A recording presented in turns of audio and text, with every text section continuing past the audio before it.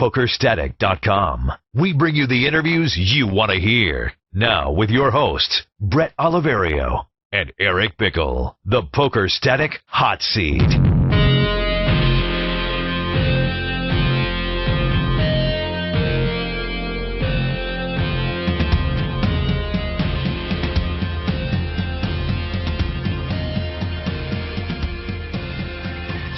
What's up? Welcome to a brand new edition of the Poker Static Hot Seat. Bret Oliverio, Eric Bickel, and joining us tonight, you may know her from The Real World, 2003, or of course from the poker table of late, it's Trishelle Cannatella. Trishelle, what's up? How are you? What's going on? I'm good. It's just really hot in Los Angeles. Oh, I bet. We're jealous of that. We're here in D.C., and it's like rainy and cold and gross. Enjoy it. I'm trying. Now, I have to say this. I know that she is tired of talking about The Real World and all that, but I don't care. The Real World Vegas was by far the best season, right? Everybody tells you that. Now, I haven't watched the last 3 or 4 years. I mean, I'm so old, it's embarrassing. But leading up to that, there is no question about it. Real World Vegas, best season ever. Thank you. They're doing another one, you know. Oh, my. It won't compare. I know. I hope not. I was pissed when I found out. I'm like, this girl, or whoever the girl, like the Trishelle is going to be on the cast. She's going to, like, steal my thunder. No, never can. They're doing it at the Palm again, right? The Hard Rock. Oh, Hard Rock. Okay. Yeah. Hard Rock. Yeah, I don't know if they're filming right now, but they should be filming soon. I know they're like they were building the suite recently and stuff. So are they going to ask you to make a cameo? Any idea? You know what? I think that they're doing something with poker, and so possibly there's something that was talked about. You know, me doing something with them. So I don't know. We'll see. Nice. Now I'm sorry. I hate to ask you all the hack questions, but which of the crew there do you still hang out with? Any of them? Or do you guys all hate each other? Do you like each other? Give us a little update. No, I don't hate anyone. I still talk to Frank, the tall, goofy guy from Pennsylvania. He's my favorite. Steven I talk to every once in a while, but I'm like better friends with his ex-wife than him. And Bryn I talk to every once in a while, and Arissa. But Alton and Irulan, not really. But like almost all of them have kids or married, except for me and Frank. We're the only ones.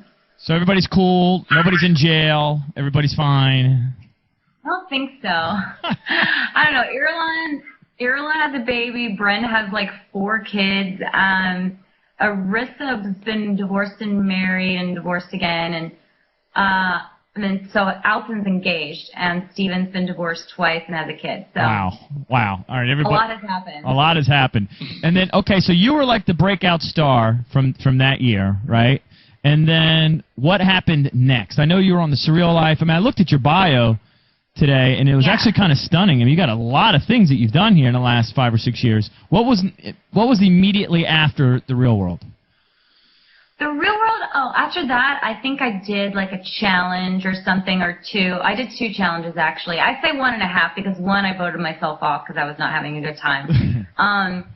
And my ex-boyfriend was on it with me, so I was like, I'm done with this. But anyway, then I did The Surreal Life, and then I did so much. I did like Fear Factor, and I won that. I did Dr. Steve-O, and I did some stuff with the Jackass guys. Like, we filmed for Steve-O out on bail.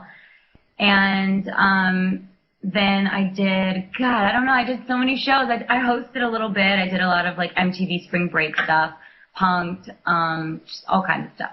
When did the... Somebody sent us some prep on you, and it says in here, the instant classic Ninja Cheerleaders. I did movies too. What was that all about? It's weird. This movie, Ninja Cheerleaders, was really cool to film. It was fun, and it was just supposed to be sort of like a comedy, like silly, campy type film. And then I guess it's been showing on Showtime for like the past, 6 months or something. And so people are always tweeting about, like Drew Carey was tweeting about it the other day. He was like, oh my God, watching the most hilarious movie ever, Ninja Cheerleaders. Like, who decided that this needs to be seen. It's pretty funny. And, yeah, I mean, so people kind of know me from that too right now. And I did like Dukes of Hazzard, the prequel with Willie Nelson and whatever, and April Scott. And then I have a movie coming out called Melvin Smarty. I'm not exactly sure when it's coming out, sometime 2011. And it's a comedy. And I play a sex-crazed ex-girlfriend. Nice. And, yeah. And what else? I am looking at a script right now for a horror film.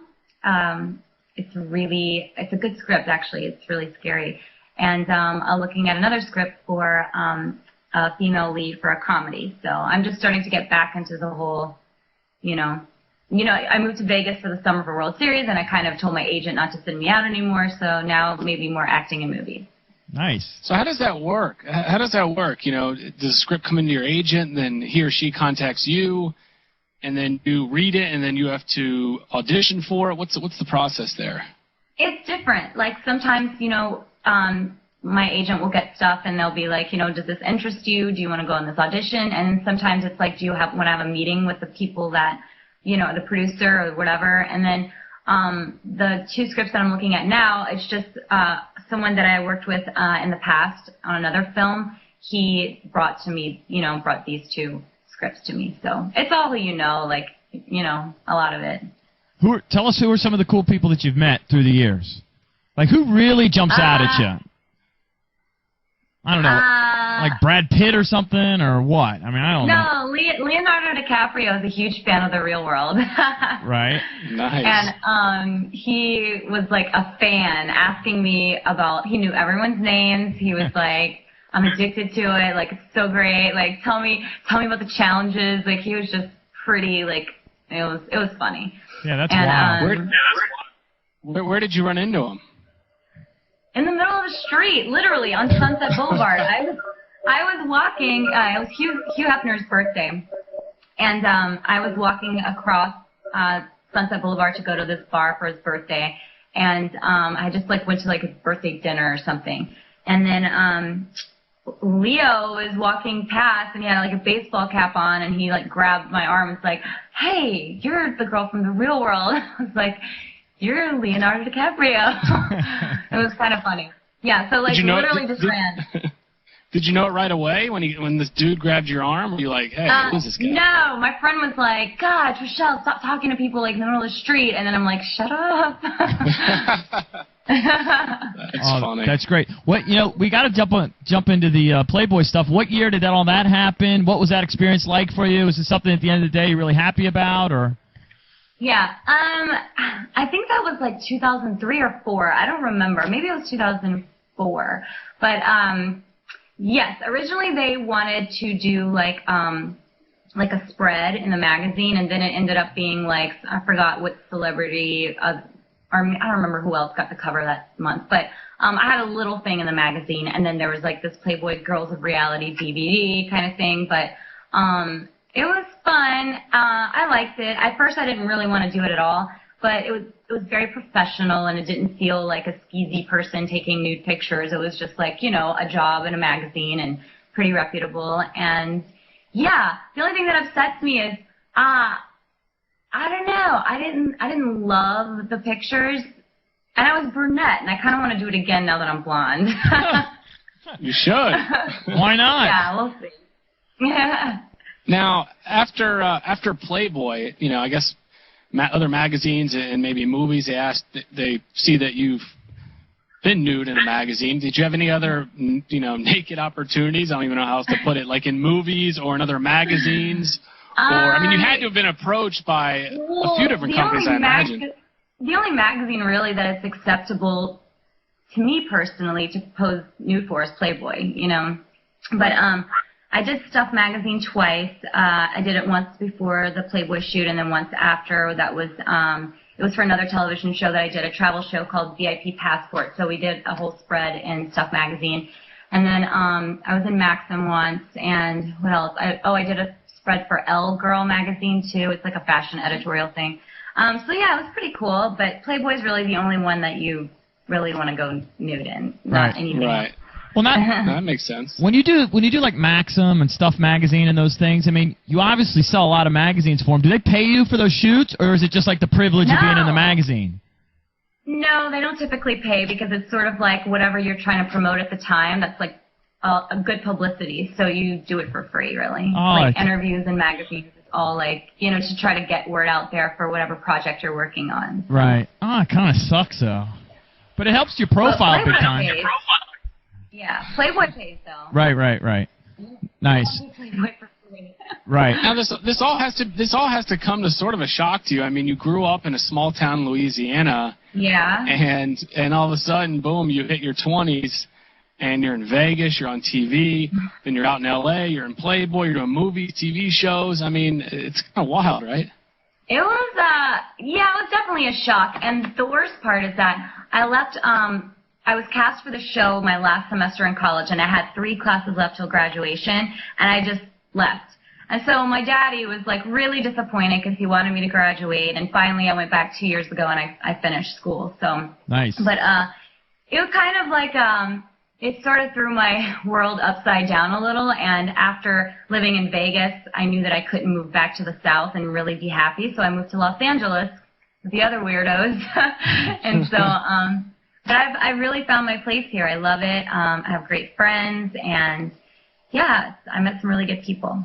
So the legend is you get involved in poker, I don't know, because some guys you're hanging out with, they're playing poker, they won't let the chick play, and then somebody, I don't know, because I know you dated Jeff Madsen at some point, I don't know if he was the one that did it, somebody got you a Poker for Dummies book or something as a goof. No, that was before Madsen, actually. Okay. No, this was 7 years ago.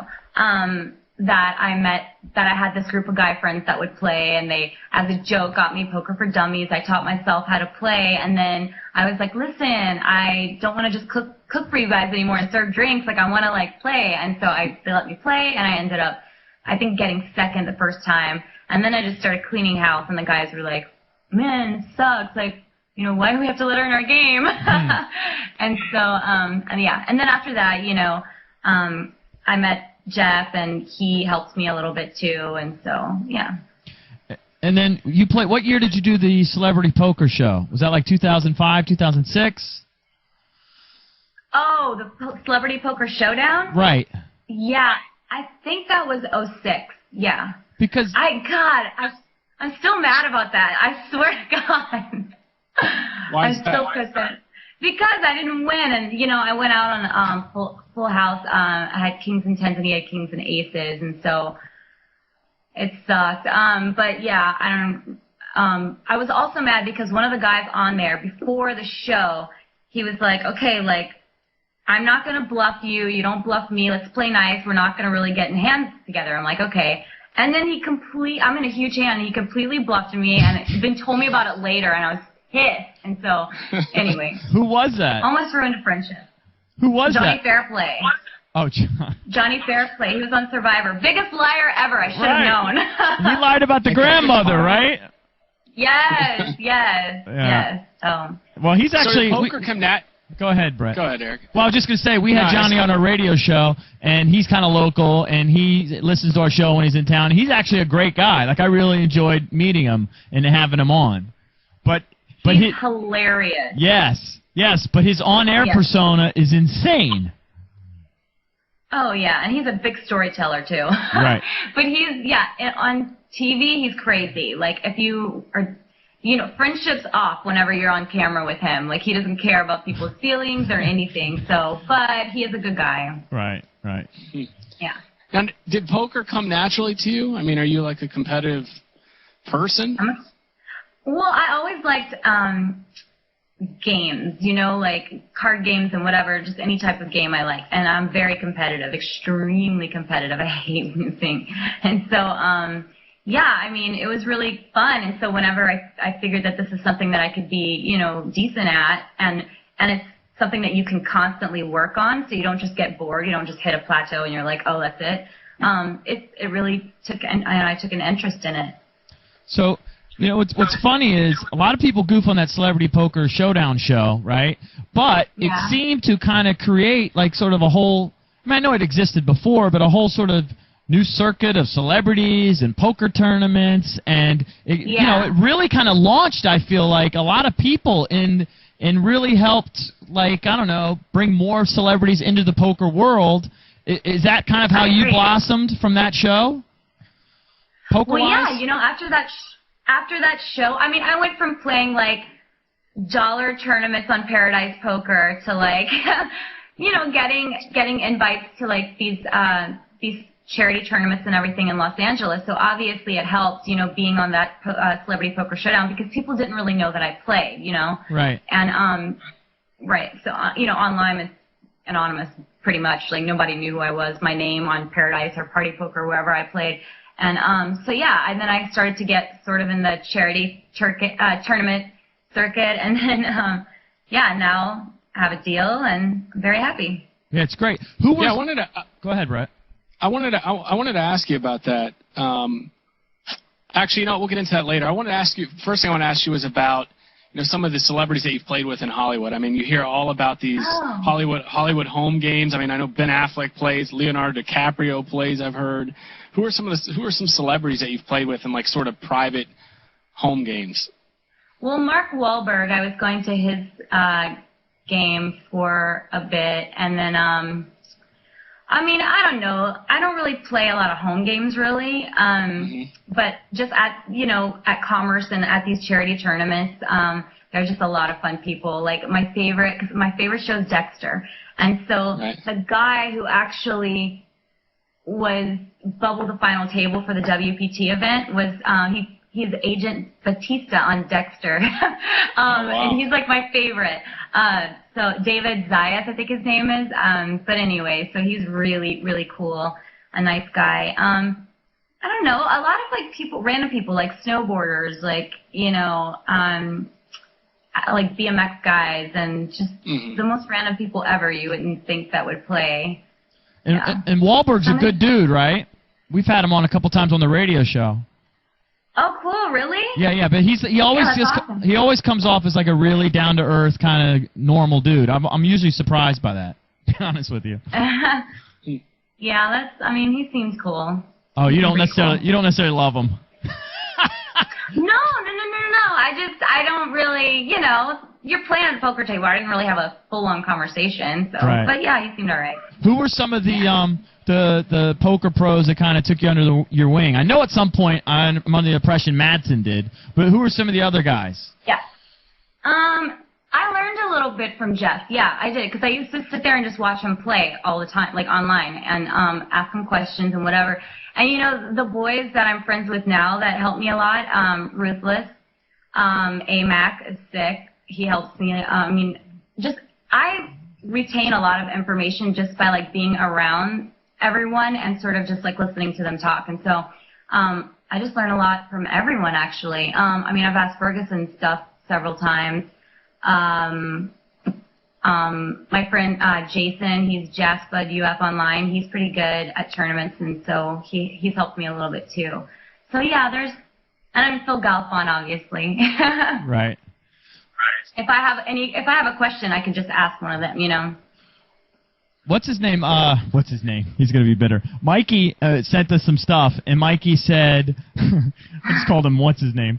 Mikey sent us all this little background stuff, and he said that when he first got to know you, you jocked all the like TV pros. And he said she had very little regard for the internet kids and all of the internet superstars. Liar. That's what he said. He said you guys used to argue about it all the time. Okay. Maybe we argued about it, but not that I jocked anyone. He's so stupid. No. What did you say? Were you like one of these people who are like, Chris Moneymaker's the greatest? Something sort of like that. I mean, before you sort of got into the online poker scene. No, right. I didn't really know a lot of the online guys. We were friends with like Phil Locke and Phil Hellmuth and Chris Ferguson, and we were friends with all those guys.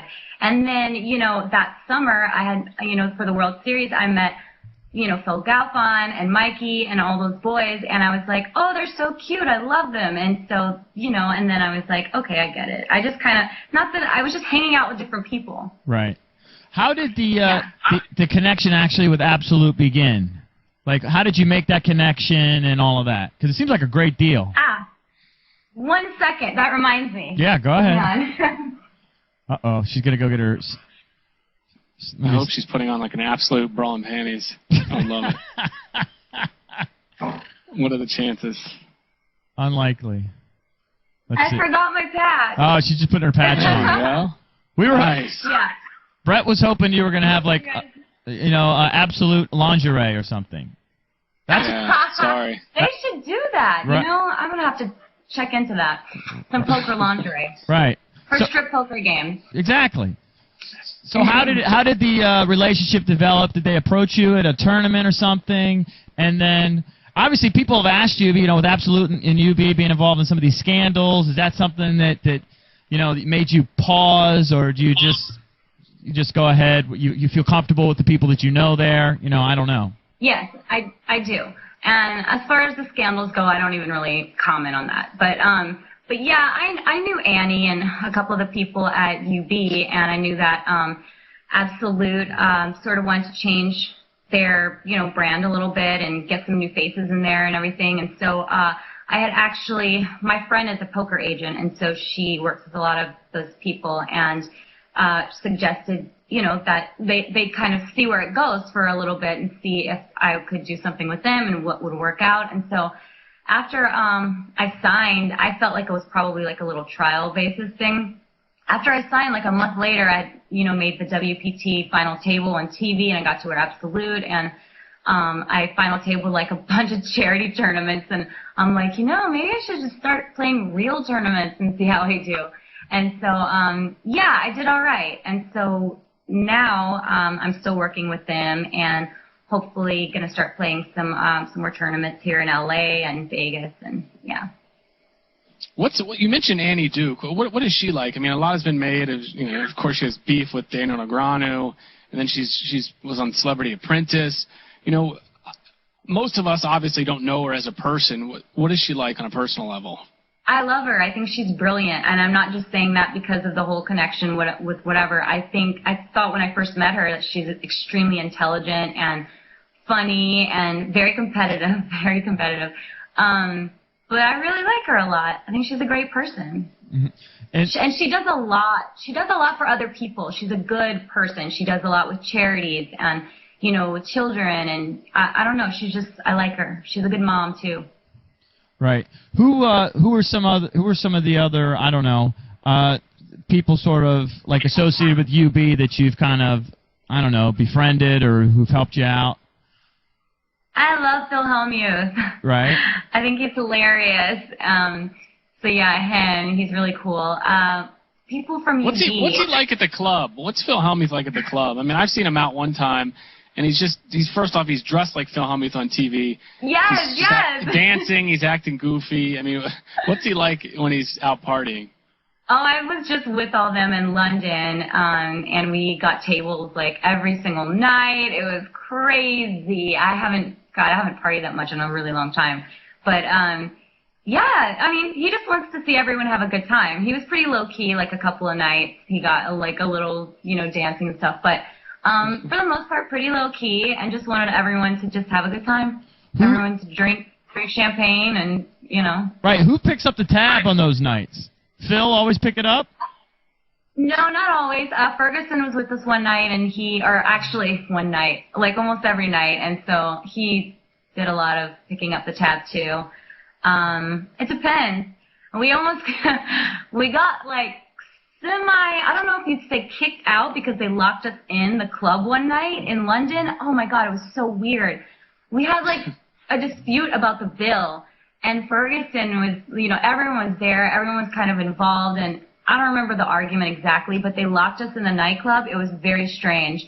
And me and Katie, my girlfriend, were just kind of freaking out. Like, are they going to let us out? Like, what's going on? There's like these huge bouncers, and everyone was arguing, and they wanted the club owner to come back and check out our bill. It was nuts.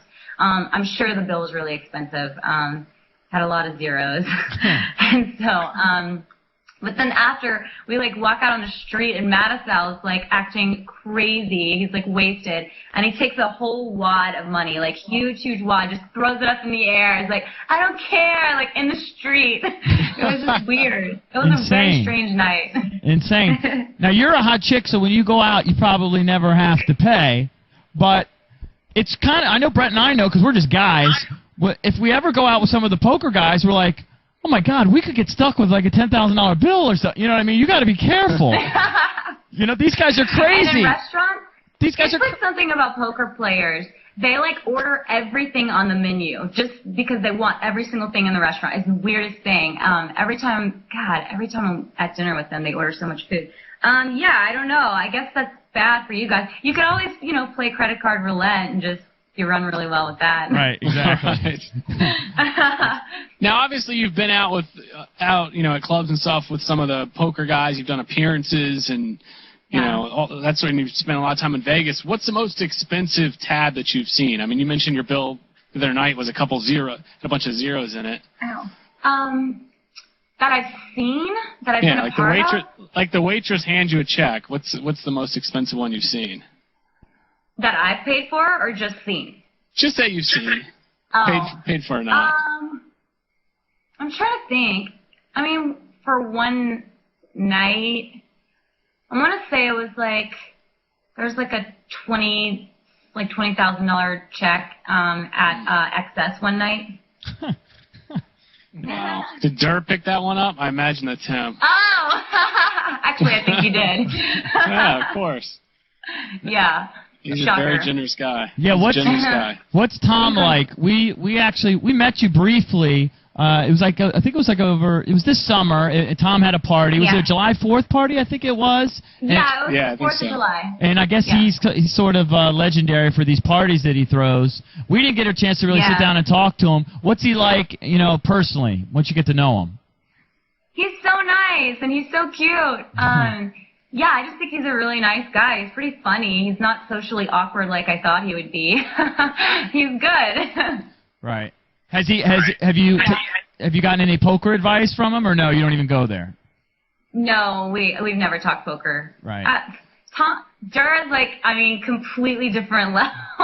I'm not even about to get in a poker conversation with him. Right, I can see that. Now let me ask you about just like sort of online poker players, because here you are, you know, you're thought of as like one of the most social, outgoing women there are, you know, out there in the public eye, and then all of a sudden you're hanging out with a lot of online poker guys who have a reputation of being weird to themselves, in their mom's basement. You know, that's sort of reputation, but, you know, it may not be true. I mean, what are your thoughts? Well, no, a lot of them are. And then there are people that you can sort of make fun of them to their face and be like, God, you're so awkward. There's a couple people that I've actually done that with, but, you know, some of them are just beyond help. I'm not going to name names because it'll just hurt their feelings, but, yeah, not everyone's really awkward. What? Yeah, it seems like a lot of the. I mean, just like it seems like a lot of the guys they like to go out and have a good time and party, and I don't know. You know, yeah. I mean, there's people like I love Ruthless more than anything. Right? He's like one of my good friends. He is hilarious. But when I first met him, he was just like very awkward with me. Just like, So, I mean, he was just like, didn't really even know kind of how to act like around girls, it seemed like, but he's definitely changed.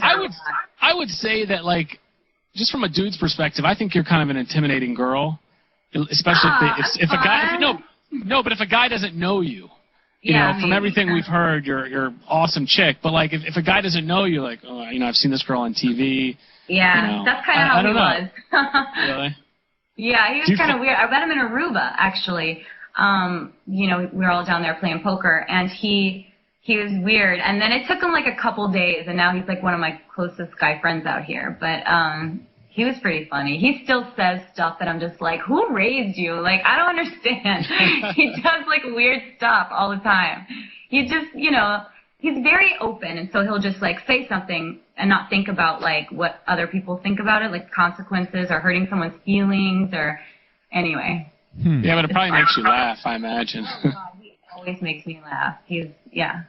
So, Trishelle, what's next for you, like, poker-wise? You say you're going to play, a lot more of the professional tournaments and that sort of thing. What, we're going to see you in a bunch of WPT events or what? Yeah, hopefully. I'm going to be playing some smaller events here in LA. They have the the LA Poker Open or whatever at Commerce, and I'm going to be playing that within the next couple of months. And I'm actually I really want to start getting like poker lessons. I need to just like start thinking like at a higher level with that if I really want to succeed and do better. Been playing online a lot. I still host like a small tournament on Tuesdays on Absolute Poker, Tuesdays with Trishelle, and it's a 10K guarantee. I play every Sunday, obviously, but I'm starting to play a little bit every day too. I play a lot of just for practice and stuff like sit and goes and whatever on Absolute. Nice. What can you tell us? What levels? What levels can we look for you?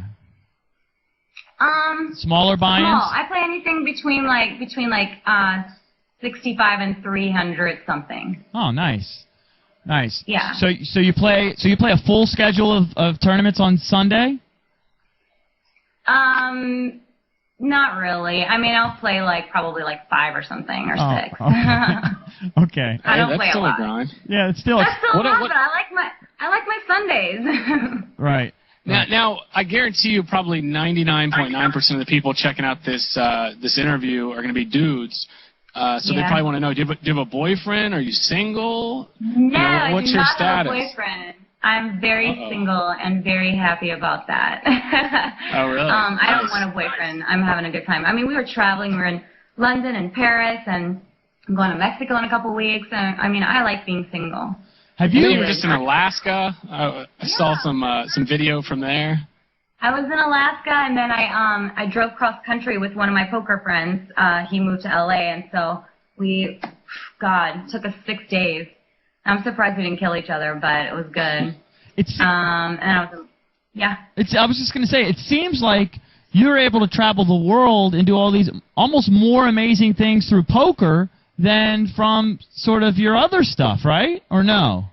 Well, yeah, I mean, kind of. I mean, poker's definitely helped a lot, You can sort of justify being somewhere in, Vegas for the summer because you're playing poker. Maybe not every day or every other day, but, I'm there for work-ish.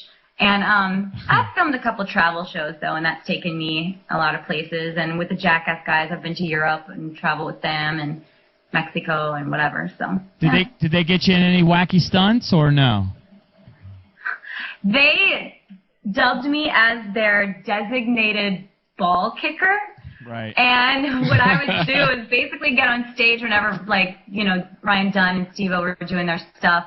And, if Steve-O, somebody was being a jerk to him in the crowd, he would, get up and I would kick him in the balls.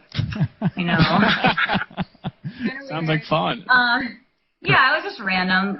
We just met, and I loved all those guys, and they thought that I was fun, too, and so we just all, went to Europe. But I was the only girl, so that was kind of weird. My daddy was like, "You're going with Jackass guys, and you're the only girl? I don't understand." Oh, that's great. Well, listen, you, one, seem like a very friendly person and fun, because we have met you, and I guess it's a testament to your personality, and because let's be honest, most people that are on Real World, they're done after the show airs. A year later, you haven't heard from again. You've done movies, TV.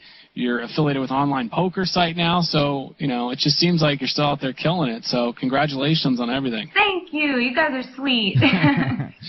All right, thank you very much, Trishelle. Appreciate it. All right, guys. Anytime, I'd love to come back and chat with y'all. Awesome. Sounds good. After you take down a WPT or something. Yes, that's right. All right, good. I'll let you know. Let's do it. Good. All right, Bye, guys. Thanks for checking out the Poker Static Hot Seat. We'll see you guys next week. Okay, bye.